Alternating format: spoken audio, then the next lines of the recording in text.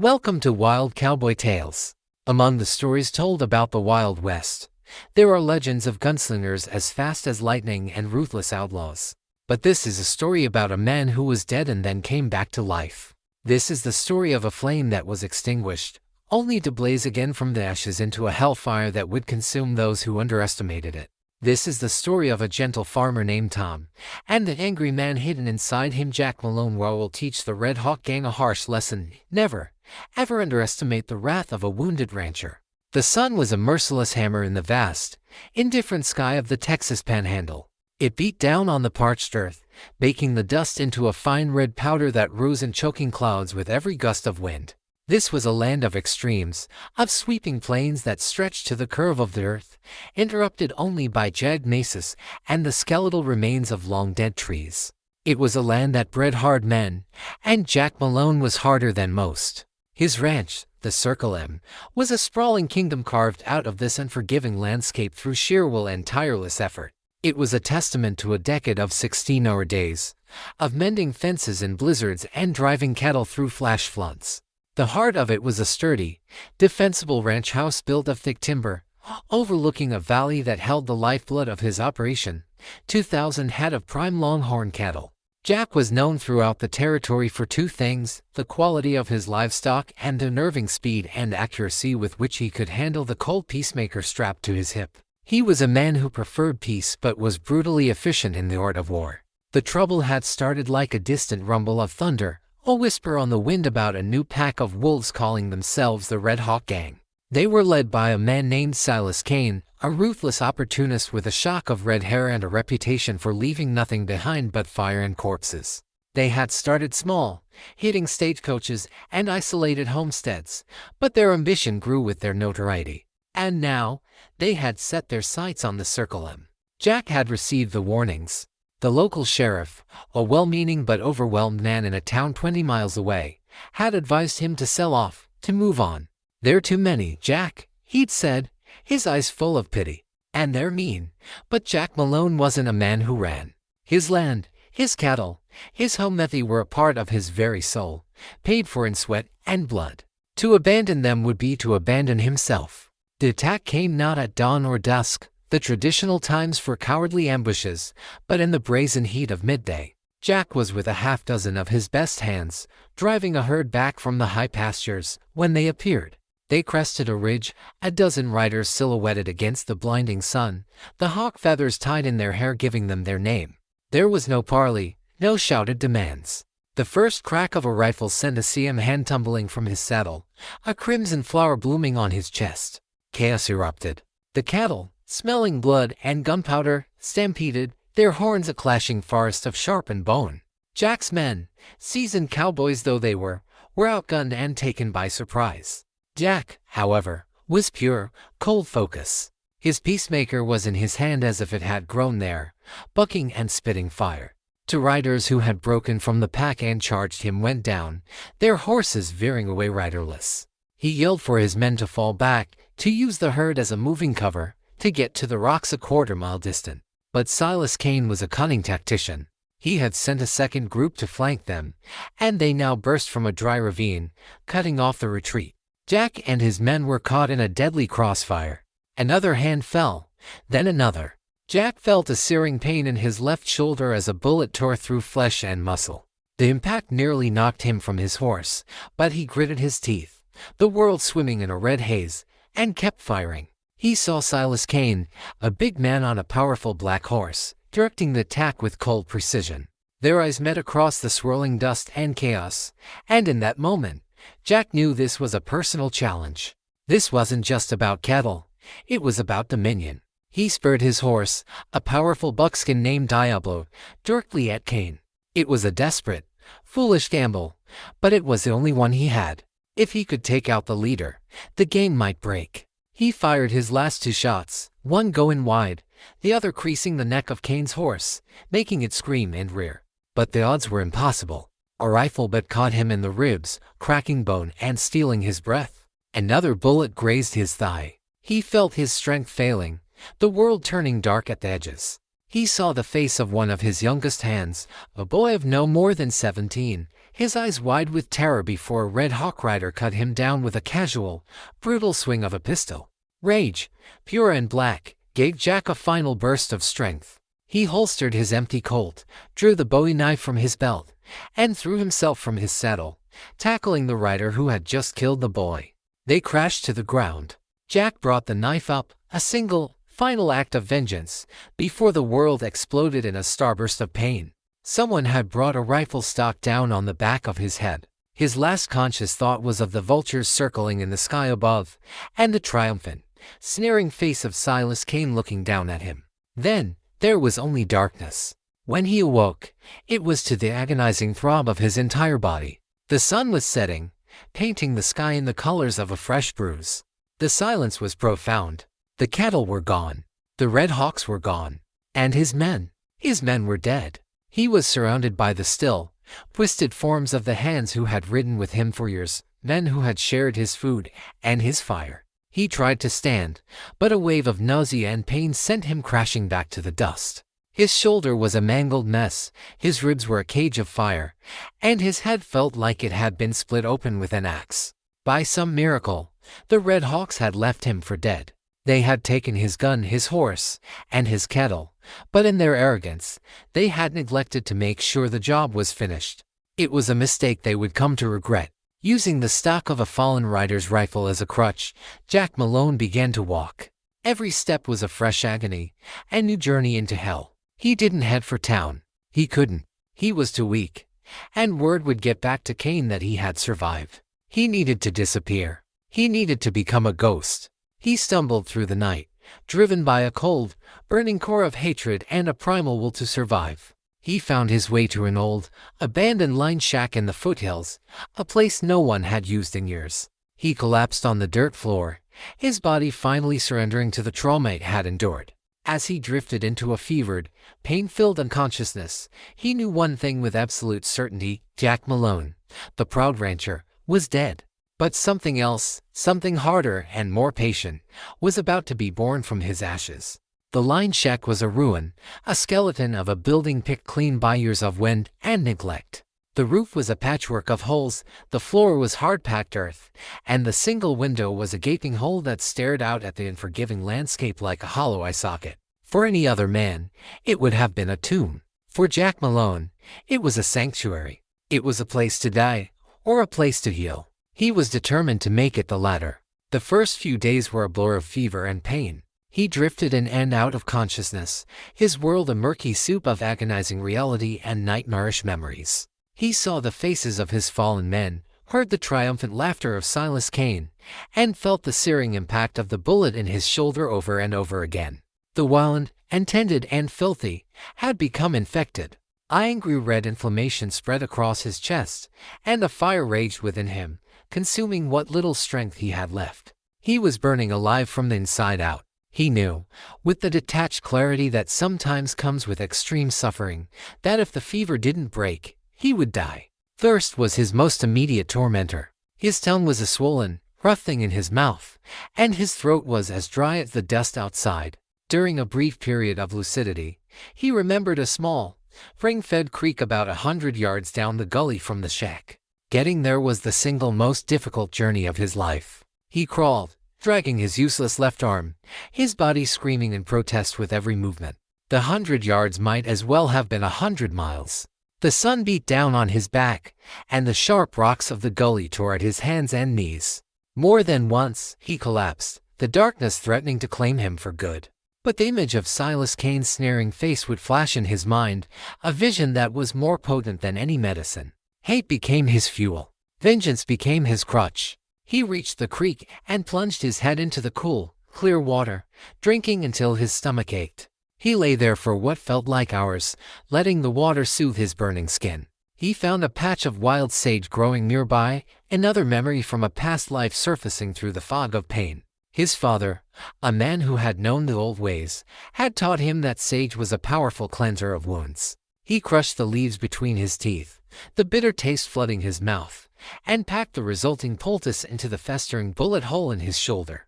The pain was excruciating, a clean, sharp agony that momentarily eclipsed the dull, throbbing ache of the infection. He repeated the process, cleaning the wound as best he could, and then crawled back to the shack, his small victory leaving him utterly depleted.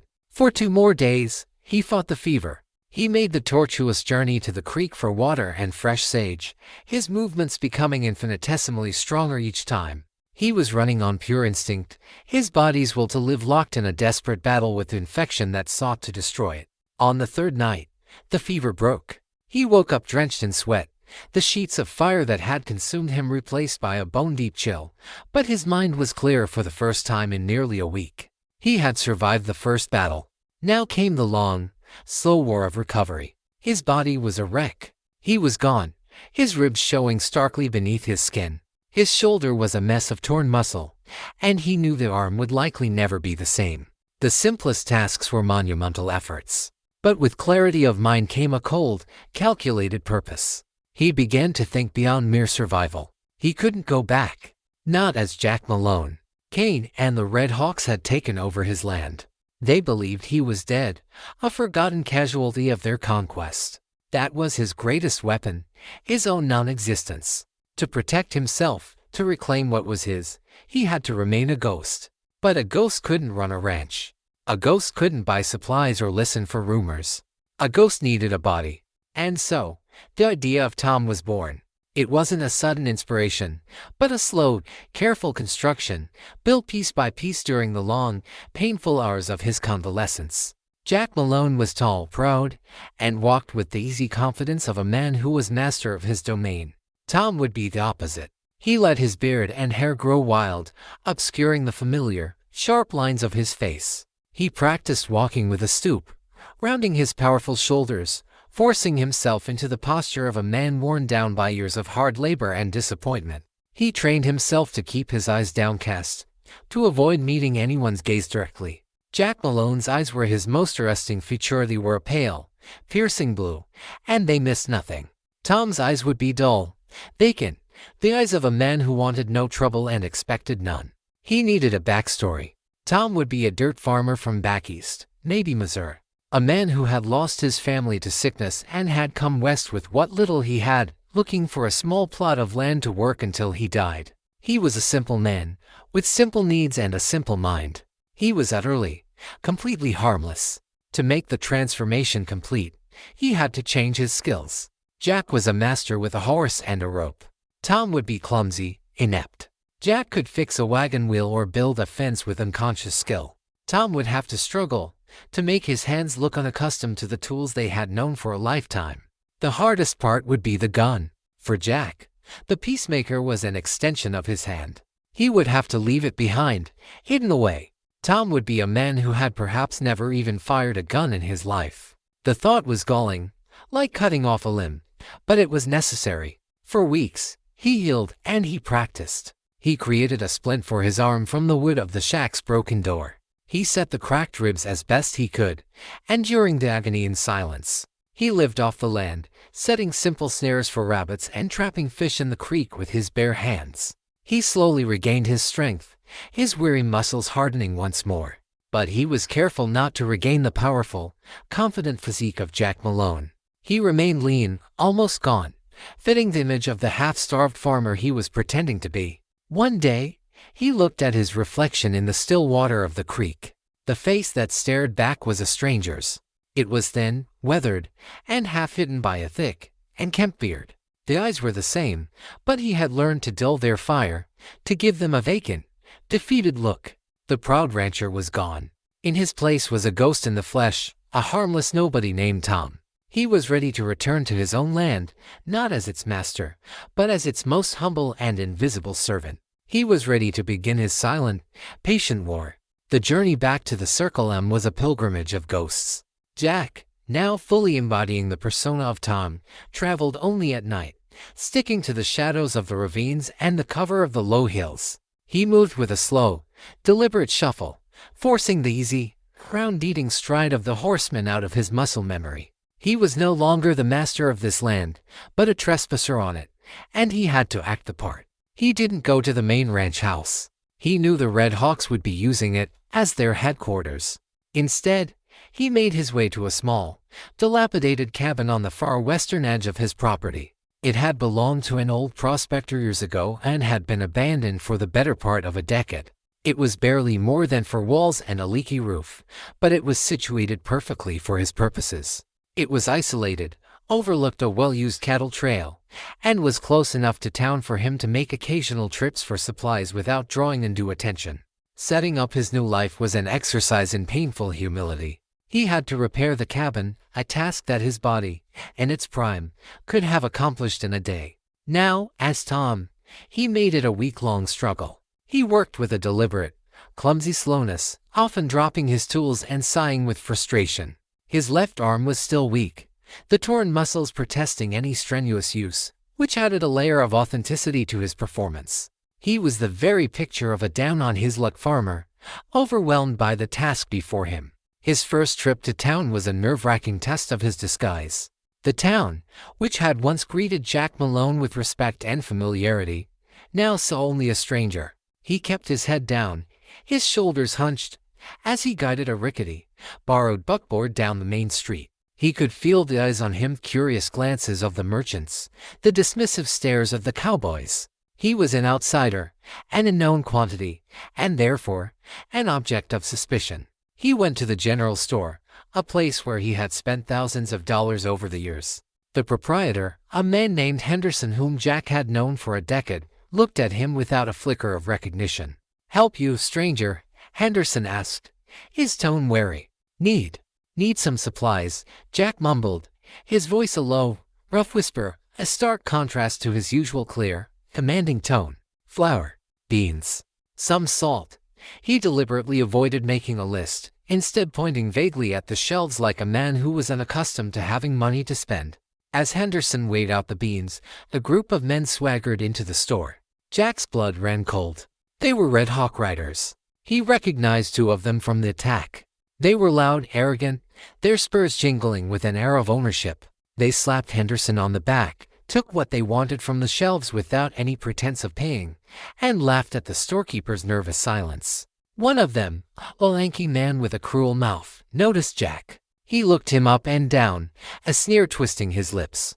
"Well, look what the cat dragged in," the rider said, his voice dripping with contempt. "You new around here, old man." Jack kept his eyes on the floor. Just passing through," he mumbled, his heart pounding a frantic rhythm against his broken ribs. "This is Red Hawk territory now," the man said, poking Jack in the chest with a grimy finger. "You do well to remember that." Jack flinched, a genuine reaction to the pain in his ribs, but it looked to all the world like an act of pure cowardice. He simply nodded, his silence and submission seeming to satisfy the rider. The gang members laughed, made a few more crude jokes at his expense, and then swaggered out, leaving a trail of fear and resentment in their wake. Jack paid for his supplies with the few dollars he had managed to salvage from the line shack, his hands deliberately trembling as he counted out the coins. As he left the store, he heard Henderson mutter to another customer, "Another poor soul, come out here to die." The words were a bitter pill, but they were also a confirmation of his success. No one saw Jack Malone. They saw only Tom, a broken-down farmer, a man to be pitied and dismissed. Over the next few weeks, Jack settled into a routine. By day, he worked his small plot of land, clearing rocks and turning the stubborn soil. It was back-breaking work, but it served 2 purposes. It strengthened his recovering body and solidified his disguise. The people from the nearby ranches, what few were left, would sometimes see him toiling in his field, a solitary, pathetic figure. The legend of Old Man Tom began to grow. Harmless eccentric who was trying to farm a piece of land that was good for nothing but grazing. But by night, the ghost of Jack Malone would emerge. After hours of playing the part of a weak, clumsy farmer, he would slip into the darkness. His movements would become fluid and silent again. The stoop would vanish, and the keen, calculating intelligence would return to his eyes. He began his surveillance. He would move across his own land like a phantom, using the cover of night to get close to the main ranch house. He watched the comings and goings of the Red Hawk gang. He learned their numbers. There were nearly 20 of them now. He learned their routines, their guard rotations, the name of their leaders. He saw his own cattle, his prize longhorns, bearing a new brand, a crude hawk's head burned over the top of his circle M. A fresh wave of cold fury would wash over him every time he saw it. He was a prisoner on his own kingdom, a king in beggar's clothing. He listened to the whispers in town, gathering scraps of information. He learned that Silas Kane had become the de facto ruler of the territory, dispensing brutal justice and collecting taxes from the terrified ranchers and townsfolk. Everyone believed Jack Malone and all his hands were dead, their bodies left for the coyotes. The story served as a potent warning to anyone who might consider defying the Red Hawks. He was playing a long, dangerous game. Every day was a test of his patience, his self-control. To see another man living in his house, riding his horses, selling his cattle was a constant, grinding torment. But he knew that a direct confrontation would be suicide. He was one man, still not at full strength, against 20. He couldn't win with speed or force. He had to win with his mind. He was a rancher, and he knew his land better than any man alive. He knew every ravine, every canyon, every dry creek bed. The land itself would be his greatest ally. He just needed to wait for the perfect moment to spring his trap. He would let their arrogance, their belief in his death, be the bait. And when they were at their most confident, their most complacent, the ghost of Jack Malone would return to reclaim his own. Silas Kane sat in what used to be Jack Malone's favorite chair. It was a sturdy, high-backed armchair made of oak and worn leather, positioned to offer a commanding view of the entire valley. Kane had taken to it immediately, just as he had taken to Malone's house, his land, and his life. He sipped Malone's whiskey from one of Malone's glasses, a self-satisfied smirk playing on his lips. From this vantage point, he was a king surveying his newly conquered territory. The Red Hawk gang had settled into the Circle M ranch house like a conquering army. They had transformed the once orderly and efficient heart of the ranch into a chaotic, grimy den of thieves. Empty bottles littered the porch, the corral fences were in disrepair, and the air hung thick with the smell of stale whiskey, and washed bodies, and the lingering smoke of cheap cigars. They were parasites, slowly draining the life from the host they had killed. Kane was a man of savage intelligence. He wasn't just a brute, he understood the mechanics of power. He knew that true control came not just from violence, but from the perception of invincibility. The story of the swift and total destruction of Jack Malone and his outfit was a masterpiece of propaganda. Kane had made sure the tale was told and retold in every saloon and general store in the territory. Malone, the toughest rancher in the Panhandle, had been wiped from the face of the earth in less than an hour. The message was clear. If it could happen to him, it could happen to anyone. Resistance was futile. With their base of operations secure, the Red Hawks solidified their grip on the region. They operated with impunity, their raids becoming more organized. They weren't just rustling cattle anymore, they were running a full-scale extortion racket. Ranchers were forced to pay a protection fee to keep their own livestock. The stagecoach line paid a tribute to ensure safe passage. The town sheriff, hopelessly outmatched, had effectively abdicated his authority, confining himself to his office and dealing only with the town's petty squabbles. The Red Hawk gang was the only law that mattered.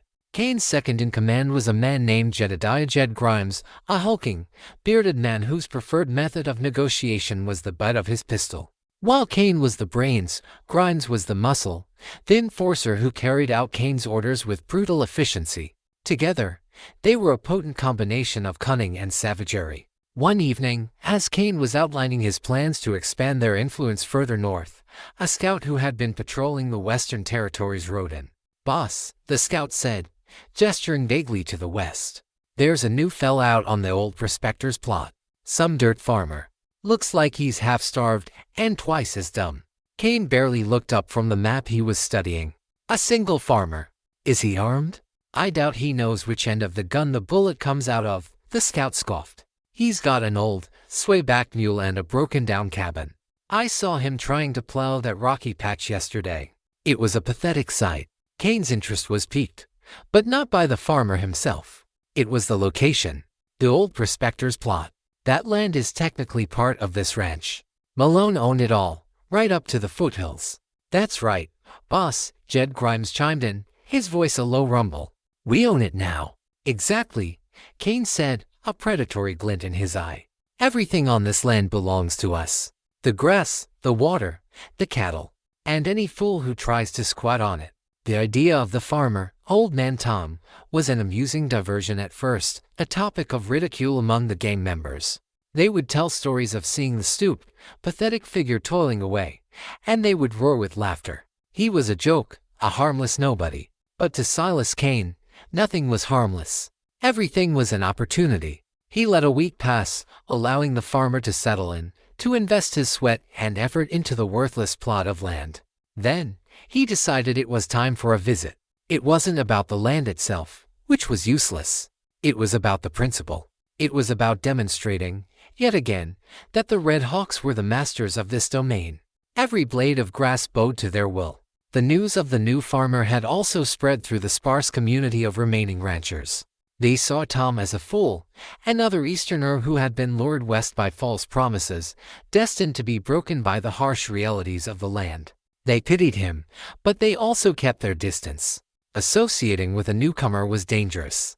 The Red Hawks were unpredictable, and it was best not to do anything that might draw their attention. In town, Tom became a fixture of sorts. He would appear every couple of weeks for his meager supplies, a silent, hunched figure who never made eye contact, never spoke unless spoken to. He endured the casual mockery of the Red Hawk riders and the pitying glances of the townsfolk.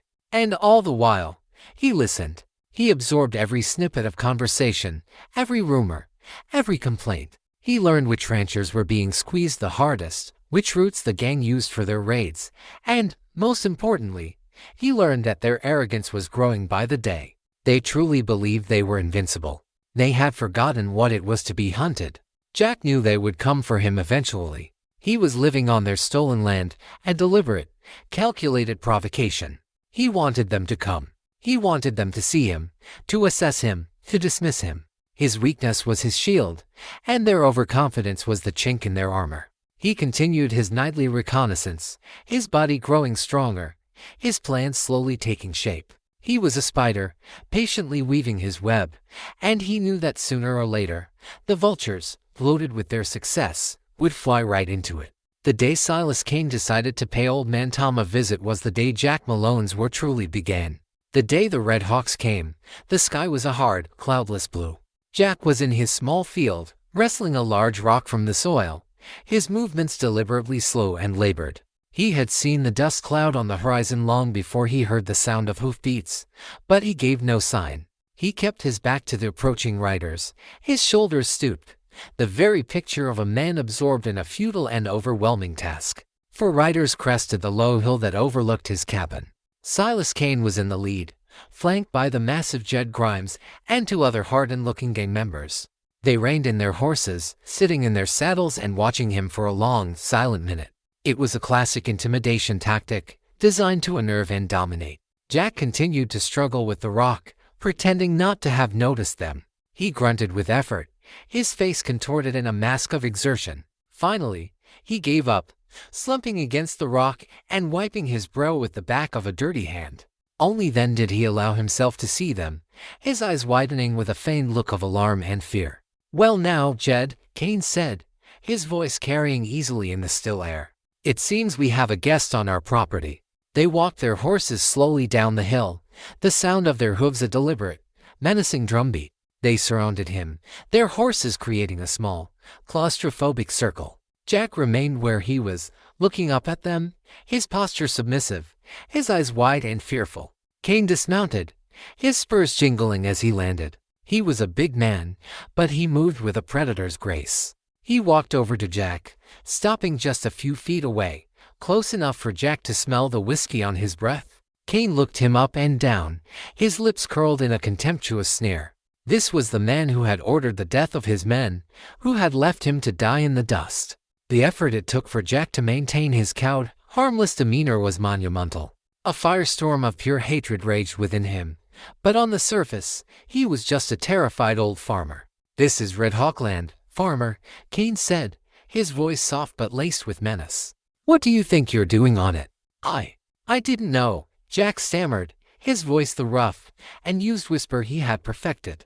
"Bought the deed in St. Louis." An old prospector's claim. He let the sentence trail off, as if too intimidated to finish. Kane laughed, a short, ugly sound. "A piece of paper from St. Louis don't mean much out here. The only deed that matters is the one written with a gun. And we hold that deed. He began to walk around Jack, circling him like a wolf inspecting a sheep. You're trying to farm this rock pile. He kicked at the soil with the toe of his boot. You'll starve before you see a single sprout. It's all I have, Jack said, his voice barely audible. Not anymore, Kane said, stopping in front of him again. But I'm a reasonable man. I like what you've done with the place. He gestured mockingly at the half-repaired cabin and the small, pathetic-looking field. Tell you what, you can stay. For a price. Jed Grimes leaned forward in his saddle. A tax, he growled. For the privilege of living on our land. That's right, Jed, Kane said, his eyes, like a serpent's, never leaving Jack's face. Let's say $20 a month. For protection. Protection from what? Jack asked, his feigned naivete perfect. Kane smiled, a chilling, humorless expression. From us. $20 was a fortune for a man in Tom's supposed position. It was a deliberately impossible sum, designed to break him. I don't have that kind of money, Jack pleaded. I spend everything I had just getting here, buying seed. Then you'd better find it, Kane said, his voice hardening. We'll be back in 1 week to collect our first payment. If you don't have it, he let the threat hang in the air, and finished but perfectly clear. To punctuate the point, Jed Grimes drew his pistol. With a casual flick of his wrist, he shot the handle off the shovel that was leaning against the rock Jack had been trying to move. The crack of the gunshot was shockingly loud in the quiet afternoon. Jack flinched violently, stumbling backward and falling to the ground in a display of pure terror. The Red Hawks roared with laughter. The sight of the pathetic farmer, cowering in the dust, was exactly the effect they had wanted. 1 week, farmer, Kane said, his voice full of amusement. He turned and swung himself back into his saddle. He gave Jack one last, dismissive glance. Don't disappoint me. They wheeled their horses around and rode off, their laughter echoing behind them. Jack remained on the ground until their dust trail was a faint smudge on the horizon. Then, slowly, he pushed himself to his feet. The fear and weakness fell away from him like a snake shedding its skin. He stood up straight, his shoulders squaring to their full, powerful breadth. The stoop was gone. The vacant look in his eyes was replaced by a blaze of icy, murderous resolve. He walked over to the broken shovel. He ran his hand over the splintered wood where the handle had been. They saw him as a joke, a helpless victim, a sheep to be fleeced and then slaughtered. They had no idea they had just threatened a wounded wolf. The visit had been a test, and he had passed it perfectly. They had swallowed his disguise whole. Their arrogance was so complete that they couldn't conceive of a threat from such a pathetic source. He now had a timeline. 1 week. 1 week to finalize his preparations. 1 week until the first payment was due. But Jack Malone had no intention of paying in cash. He would pay his debt in lead and blood. The serpent had looked him in the eye, and now the serpent would learn what it felt like to be cornered by a ghost. The week that followed Silas Kane's visit was a period of intense, clandestine activity for Jack. By day, he maintained the facade of Tom, the beaten farmer. He worked his plot with a newfound air of desperation, his movements frantic and clumsy, as if trying to wring an impossible $20 from the barren soil. He even made a show of trying to repair his broken shovel, wrapping the splintered handle with rawhide in a fumbling, amateurish way. Any casual observer would have seen a man sinking into despair. But when the sun dipped below the horizon, a different man emerged. The night was Jack's domain. He moved through it with a silent, purposeful grace, his senses honed and sharp. The land that was his prison by day became his arsenal by night. His long game of observation was over. It was time to prepare the battlefield. His first task was to retrieve his true weapons. Before he had established his Tom persona, during his initial, pain-filled journey from the massacre site, he had had the foresight to hide his gear. In a small, dry cave hidden behind a waterfall in a remote canyon, he had wrapped his gun belt, his peacemaker, his Bowie knife, and his Winchester rifle in an oiled canvas and buried them under a pile of rocks. The journey to the cave was a ritual, a shedding of the weak skin of Tom and a re-embracing of the cold, hard identity of Jack Malone. When his fingers closed around the familiar checkered grip of his Colt, it felt like a reunion with a lost part of his own soul. He checked the action. It was smooth and clean. He ran a cleaning cloth through the barrel of the Winchester, its cold steel reassuring weight in his hands. These were the tools of his trade, the instruments of his coming vengeance. He didn't bring the weapons back to the cabin. That was too risky. Instead, he created a series of hidden caches around the property. He knew the final confrontation would happen at his ranch, on his terms. He wrapped the Winchester and a box of cartridges in another piece of canvas and hid it in the hollow of a lightning-scarred oak tree that overlooked the main trail to his cabin. He stashed the Peacemaker, fully loaded, under a loose floorboard in the small, rickety barn where he kept his mule. His Bowie knife he kept with him, tucked securely in his boot, a silent companion under his farmer's rags. His next task was to use his intimate knowledge of the terrain to his advantage. He wasn't just a rancher, he was a tactician, and he began to see his land not as a place to raise cattle, but as a series of interlocking kill zones. There was a narrow, rocky ravine that led up towards his cabin, a perfect funnel for an ambush. He spent one entire night carefully loosening the rocks on one side of the ravine, creating a small and stable rock slide that could be triggered by a single, well-placed kick. He studied the area around his cabin and barn. He knew which floorboards creaked, which doors swung silently. He dug a shallow trench behind a thicket of thorny mesquite, a perfect sniper's nest that offered a clear line of sight to his front door but was invisible to anyone approaching. He noted the way the moon cast shadows at different times of the night, planning his movements to coincide with the deepest darkness. He also had to prepare his body. The grueling physical labor of playing Tom had helped, but he needed more. Each night, after his strategic preparations were complete, he would practice. In a secluded clearing, he would draw his Colt, the motion still fluid and fast despite his injured shoulder. The muscles had a memory of their own. He practiced aiming, holding the heavy gun steady, reacquainting himself with its balance and kick. He didn't fire, its sound would carry for miles, but he went through the motions 100 times, a silent, deadly ballet under the stars. His shoulder ached in protest, a constant reminder of his limitations. He knew he couldn't rely on brute strength or sustained fighting. His victory would have to come from surprise, precision, and ruthlessness. During his final trip to town for supplies before Kane's deadline, he made one last, crucial move. He needed to ensure the Red Hawk's overconfidence was at its absolute peak. While in the general store, Jed Grimes and 2 other gang members came in. They saw him and immediately started their usual routine of mockery. Well, if it ain't the dirt scrabbler," Grimes boomed, his voice filling the small store. "You got our money, old man." Jack cowered, clutching his small bag of flour like a shield. "Please," he whimpered, his voice trembling convincingly. "I just need a little more time. The ground, it's so hard. Nothing's growing."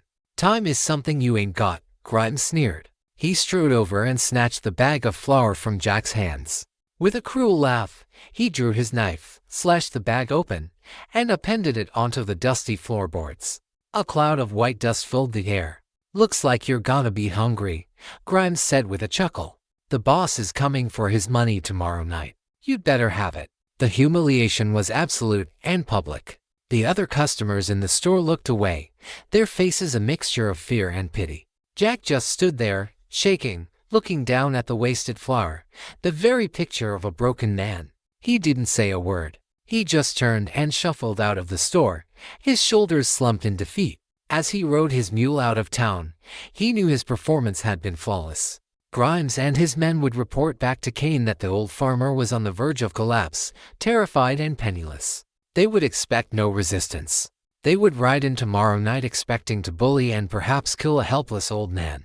They would be walking into a meticulously prepared trap, laid by a man they believed to be long dead. The whispering wind that blew across the plains seemed to carry the names of his fallen men, a solemn promise of the reckoning to come. The ghost's blade was forged, and it was ready to strike. The day of the reckoning dawned clear and hot. A tense, heavy stillness settled over the land, as if earth itself was holding its breath. For Jack, it was a day of profound and eerie calm. All the preparations were made. All the plans were laid. There was nothing left to do but wait for the sun to die and for the Red Hawks to come. He spent the day in plain sight, performing the mundane chores of his Tom persona. He fed his mule. He sat on the porch of his cabin, mending a piece of harness with slow, clumsy stitches. He was a perfect portrait of oblivious dread, a man waiting for a fate he was powerless to prevent. But beneath the placid surface, his mind was a razor, honing every detail of the coming night. He tracked the sun's progress across the sky, noting the exact moment it would dip below the horizon, the precise duration of the twilight. He ate a simple meal of jerky and hardtack as the shadows began to lengthen, forcing himself to take on fuel for the work ahead. He wasn't hungry, but he knew he would need the energy. His body still wasn't what it once was. The deep ache in his shoulder was a constant companion, and he knew his stamina had its limits. This had to be a battle of intelligence and efficiency, not a contest of endurance. As the last sliver of sun vanished, painting the clouds in fiery shades of orange and purple, the final transformation took place. He went inside the cabin. He stripped off the filthy, patched clothes of the farmer and pulled on a dark shirt and dark trousers he had saved for this night. He moved to the loose floorboard in the corner and retrieved his Colt Peacemaker, settling the familiar weight of the gun belt on his hips. He strapped the Bowie knife to his boot. He stood for a moment in the deepening gloom of the cabin, no longer the stooped, shuffling Tom, but the tall, grim figure of Jack Malone. The ghost was now fully manifest. He did not wait in the cabin. That was the one place they would expect him to be. Instead, he slipped out the back window and melted into the shadows. His first destination was the lightning-scarred oak tree on the ridge. He climbed it with a practiced, silent ease and settled himself on a thick branch that gave him a perfect vantage point of the trail below. He unwrapped the Winchester, the cold steel of the rifle a comforting presence. From here, he could see them coming from a mile away. From here, the first shot of his war would be fired.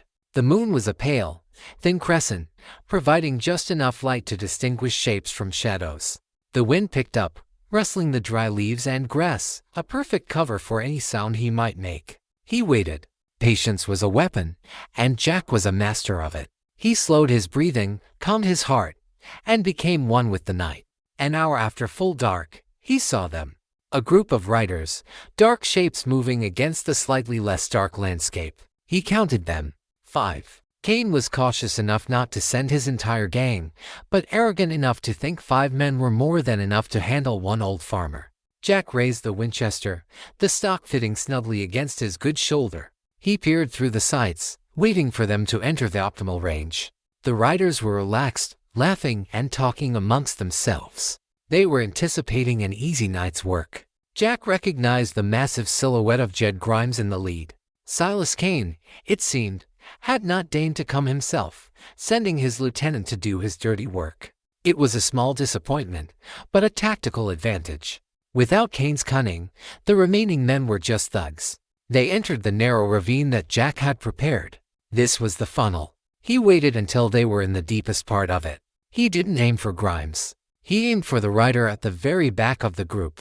A shot at the leader would cause them to scatter. A shot at the rear would create confusion, forcing them to turn and wonder where the attack was coming from. He took a slow, steady breath, held it, and gently squeezed the trigger. The Winchester boomed, the sound shockingly loud, a thunderclap that shattered the night's silence. The last rider in the line jerked in his saddle as if struck by an invisible fist, and then tumbled to the ground in a lifeless heap. The remaining 4 riders reacted with shocked confusion. They pulled their horses to a halt, drawing their guns and spinning around, trying to locate the source of the shot. "Where did that come from?" one of them yelled. "Up on the ridge," Grimes roared, his voice a furious bellow. He fired his pistol blindly up at the rocks, the muzzle flash a brief, angry flower in the darkness. But Jack was already gone.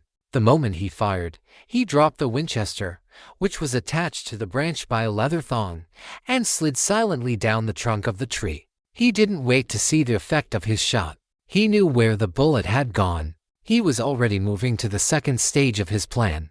While the Red Hawks were distracted, firing uselessly at the ridge, Jack sprinted, keeping low to the ground, his path pre-planned. He circled around them, his movements masked by the wind and the panic of the gang. He reached the top of the ravine, at the spot where he had loosened the rocks. Below him, Grimes was trying to restore order. "Spread out. Find him. He's just one man." Jack took a deep breath and, with all his strength, kicked the large keystone he had identified earlier. For a moment, nothing happened. Then, With a low groan, the face of the ravine began to shift. A few pebbles cascaded down, then larger rocks, and then a whole section of the wall gave way in a rumbling, crashing avalanche of stone and dust. It wasn't a massive landslide, not enough to bury them, but it was more than enough to create chaos. One of the riders screamed as his horse, struck by a falling rock, went down, trapping his leg beneath it. The other horses panicked, rearing and bucking in the narrow, enclosed space. The storm of silence was broken. Now, the storm of violence would begin. In the midst of the dust and confusion, as the gang members fought to control their terrified mounts, a ghost armed with a cold peacemaker was moving down the slope to meet them. The rock slide was a perfect symphony of chaos. Dust filled the narrow ravine, choking the air and reducing visibility to near zero. The panicked whinnying of horses and the shouted curses of the Red Hawks echoed off the stone walls. In the heart of this pandemonium, Jack Malone was an island of deadly calm. He descended the slope, his Colt held steady, his eyes scanning the swirling dust for targets. The rider whose horse had fallen was his first priority. The man was screaming, a mixture of pain and terror, trying to free his pinned leg. Jack emerged from the dust cloud like an apparition, not 10 feet from him. The rider's eyes went wide, seeing the grim, vengeful face materialize out of the gloom. He fumbled for his pistol, but he was too slow. Jack's peacemaker bucked once, the muzzle flashed a brief, brilliant star in the darkness. The man's screaming stopped abruptly. Down.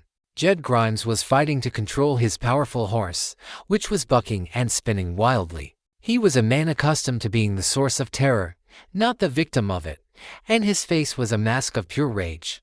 "Show yourself, you coward," he bellowed into the night. Jack obliged. He stepped out from behind a large boulder, deliberately placing himself in the path of the third rider, who was just managing to calm his mount. The man saw him, his jaw dropping in disbelief. He raised his pistol to fire, but Jack was already moving, diving to the side as the man's gun went off, the bullet singing through the space where he had just been standing. Jack fired from the ground, a single, precise shot to the man's chest. The rider slumped forward, draped over his horse's neck for a moment before sliding heavily to the ground. 3 down. Now it was just him and Grimes. The last remaining rider, a young, terrified-looking kid, had had enough. With a cry of fear, he wheeled his horse around and spurred it frantically back down the ravine, fleeing into the darkness. Jack let him go. The boy's story of a phantom who hunted in the night would sow more terror in the Red Hawk camp than his death ever could. The dust was beginning to settle. The moon cast a pale, eerie light on the scene. It was a tableau from a nightmare, to dead men, a dead horse, and Jed Grimes, his face a contorted mask of fury, dismounting to face his unseen enemy on foot. "I know who you are," Grimes snarled, his voice a low growl. He was bluffing, trying to draw Jack out. "No dirt farmer can shoot like that. Come on out and face me like a man." Jack remained in the shadows, reloading his Colt with methodical precision. He ejected the spent cartridges and slotted fresh ones into the cylinder, the metallic clicks the only sound in the sudden silence. He knew Grimes was dangerous, a cornered bear who would be brutally effective at close quarters. A straight gunfight was a risk. "You took our money," Grimes continued, his voice echoing in the ravine. "And now you're going to pay for it." Jack decided to use Grimes's anger against him. "You're on my land, Grimes," Jack called out, his voice clear and strong, the voice of Jack Malone, not the mumbling Tom. The sound of it, confident and utterly devoid of fear, seemed to momentarily stun the big man. "Malone," Grimes whispered, the name a curse on his lips. "It can't be. You're dead." "Not dead enough," Jack said. He deliberately crunched some gravel with his boot, to the left of his actual position. Grimes reacted instantly, whirling and firing 2 quick shots into the shadows. The bullets ricocheted off the rock wall, whining off into the night. It was the opening Jack needed. While Grimes was focused on the fake noise, Jack moved silently to the right, flanking him. He stepped out from the darkness. "Looking for me?" Grimes spun around, his eyes wide with a mixture of shock and hatred. He brought his pistol up, but Jack was ready. He didn't fire at Grimes. He fired at the rock just above the big man's head. A shower of stone chips and dust rained down on Grimes, causing him to flinch and momentarily lose his aim. In that split second, Jack closed the distance. He slammed into Grimes with the full force of his body. The big man was stronger, but Jack had the momentum. They crashed to the ground, pistols flying from their hands. It devolved into a brutal, primitive brawl. Grimes was a mountain of a man, his fists like sledgehammers. He landed a heavy blow to Jack's ribs, and Jack cried out as the fractured bones ground together. But Jack was faster and more desperate. He ducked under a wild swing and drove his head into Grimes's face. There was a satisfying crunch of cartilage as he broke the man's nose. Grimes roared in pain and fury, blood pouring down his face. He wrapped his massive arms around Jack, squeezing the air from his lungs in a crushing bear hug. Jack felt his vision start to gray at the edges, his lungs burning. His left arm, his injured arm, was trapped and useless. With his free right hand, he fumbled for the one weapon he had left. His fingers found the handle of the Bowie knife in his boot. He wrenched it free and, with the last of his strength, plunged the heavy blade deep into Grimes's thigh. The big man screamed, a raw, agonized sound, and his grip loosened. Jack sucked in a desperate breath of air and shoved himself away. Grimes staggered to his feet, pulling the knife from his leg and looking at it with a sort of dumb surprise. "I'm gonna kill you, Malone," he gasped, blood streaming from his nose and leg. He lunged forward, the bloody knife held high. Jack, his ribs screaming in protest, met the charge. He didn't try to block the blow. Instead, he dropped low, grabbed Grimes's wrist, and used the man's own weight and momentum to pull him off balance. Grimes stumbled forward, right into Jack's waiting fist. It was a single, perfectly timed uppercut that snapped the big man's head back. Jed Grimes's eyes rolled up in his head, and he collapsed like a felled tree, landing with a heavy thud in the dust of the ravine. He was unconscious, but alive. Jack stood over him, his chest heaving, his body a symphony of pain. He had won the battle, but the war was far from over. Silas Kane was still at his ranch, with more than a dozen men. And now, they knew the ghost had a name. The lone rider who had fled the ravine galloped back to the Circle M ranch house as if the devil himself were on his tail. He burst into the main room, his face pale and his eyes wild with terror, nearly collapsing as he stumbled through the door. Silas Kane looked up from his poker game, a cold annoyance on his face. "What is it, kid? You look like you've seen a ghost."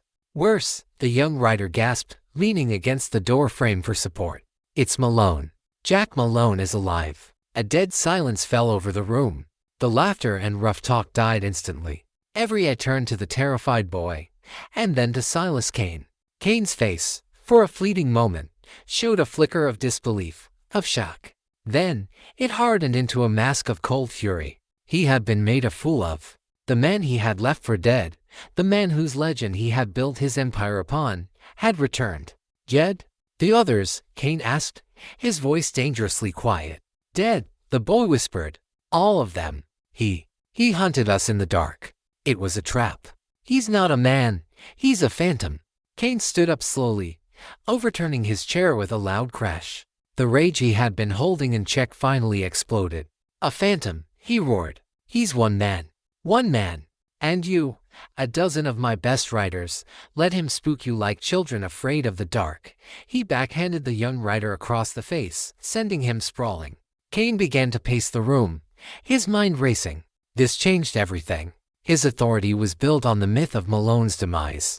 If word got out that Malone was not only alive but was actively fighting back, the terrified ranchers and townsfolk might find a new source of hope, a new reason to resist. He had to crush this uprising before it could even begin.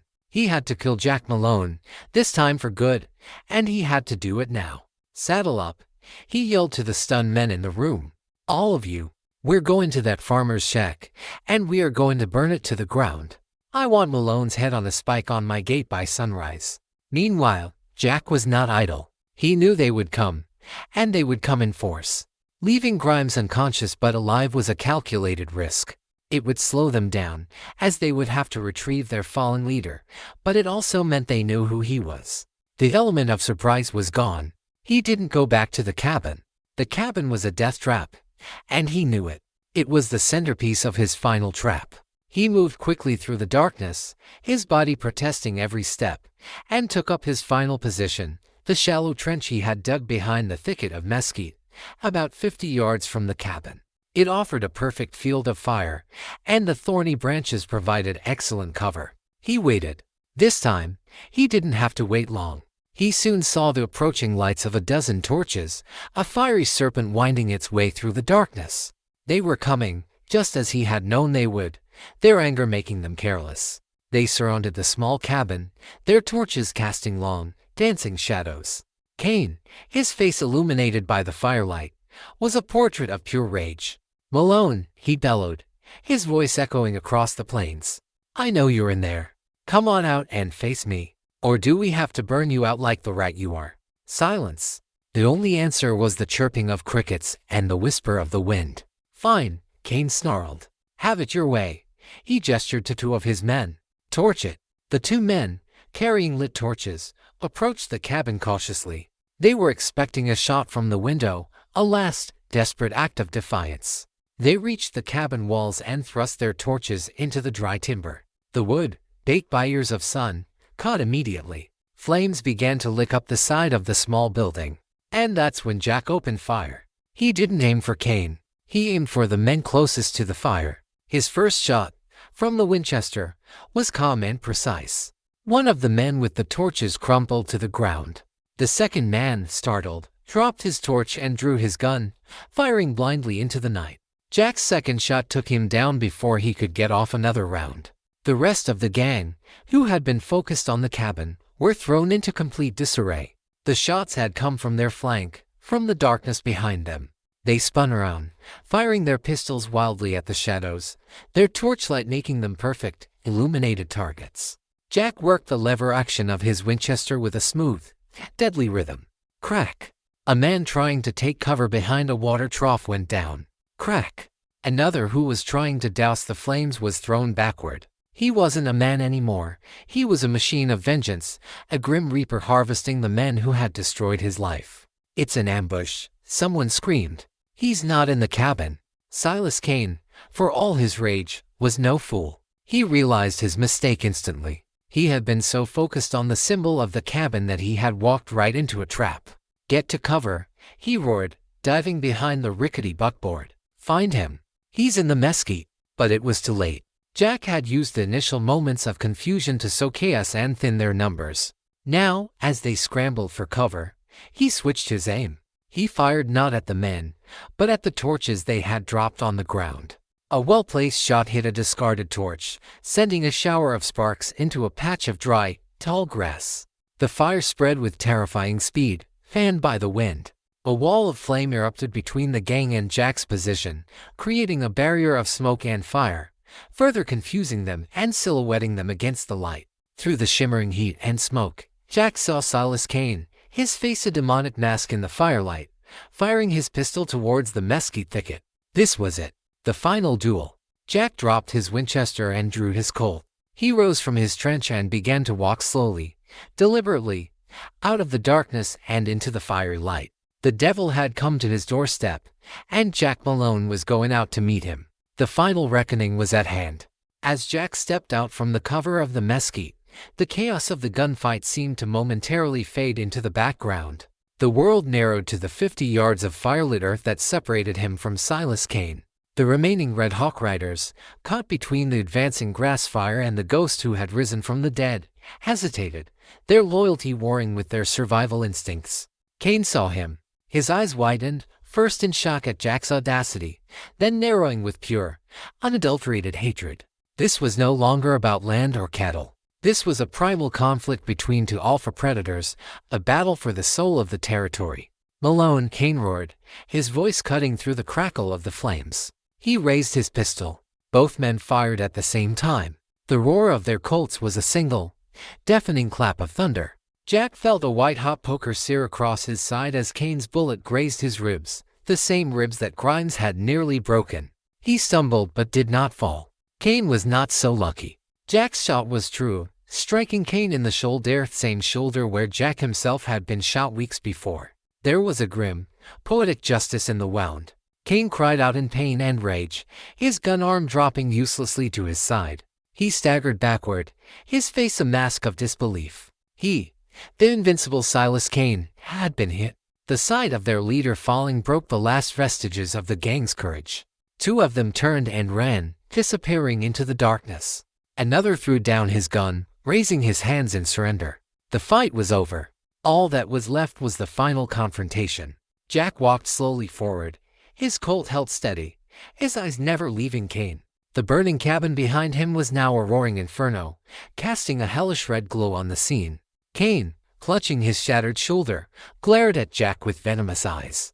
"You should have stayed dead, Malone," he spat, blood trickling from the corner of his mouth. "You should have made sure I was," Jack replied, his voice cold as a grave. With a desperate, animalistic roar, Cain used his good hand to draw a long, wicked-looking knife from his belt and charged. He was wounded, but he was still a formidable threat, a cornered animal making its final, desperate attack. Jack didn't fire. This was too personal for a bullet. As Cain lunged, Jack stepped inside the wild swing of the knife, parrying the blade with the barrel of his Colt. The clang of steel on steel rang out. He slammed the heavy pistol into the side of Cain's head. The outlaw stumbled, dazed. Jack followed up with a brutal right cross to the jaw, a blow powered by the memory of his dead men and the long, painful weeks of his recovery. Silas Cain crashed to the ground, his reign of terror ending not with a bang, but with a pathetic, ignominious thud in the dirt. He lay there, defeated, looking up at the man he had wronged. The fire from the cabin and the grass had begun to die down, the fuel consumed. In the flickering, fading light, the aftermath was revealed. The bodies of the fallen Red Hawk riders lay scattered around the smoldering ruins. The lone surrendering gang member stood trembling, his hands still in the air. By dawn, word had spread. A small, hesitant group of ranchers and townsfolk, led by the sheriff, rode out to the scene. They found a sight that would become the stuff of legend.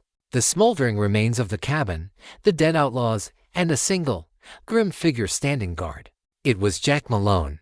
The hunched shoulders of Tom were gone, replaced by the proud, straight posture of the rancher. The vacant eyes were gone, replaced by the piercing blue gaze that missed nothing. He was bruised, bleeding, and utterly exhausted, but he was undeniably the master of his land once more. The sheriff, his eyes wide with awe, stared at Jack. "Malone, we thought you were dead." "The reports were exaggerated," Jack said, his voice raspy. He gestured with his pistol towards the captured gang member and the still unconscious form of Silas Cain. "There's your trash. Come and collect it." The news of Jack Malone's return and the destruction of the Red Hawk gang spread through the territory like a wildfire. He was no longer just a rancher, he was a hero, a symbol of defiance. The people who had pitied and dismissed Old Man Tom now looked at Jack with a mixture of reverence and fear. He had reclaimed his ranch, his name, and the peace of the valley. He rebuilt the Circle M, bigger and stronger than before. But he was a changed man. The easy confidence of the past was replaced by a quiet, watchful intensity. He had been to hell and back, and the journey had left its mark on his soul. His story became a cautionary tale, whispered in saloons and around campfires across the frontier, a stark reminder of the dangers of arrogance. For while Jack Malone was a man who valued peace, he had sent a clear and lasting message to any who would threaten it. There is nothing more dangerous, nothing more relentless, than the quiet, burning anger of a wounded man.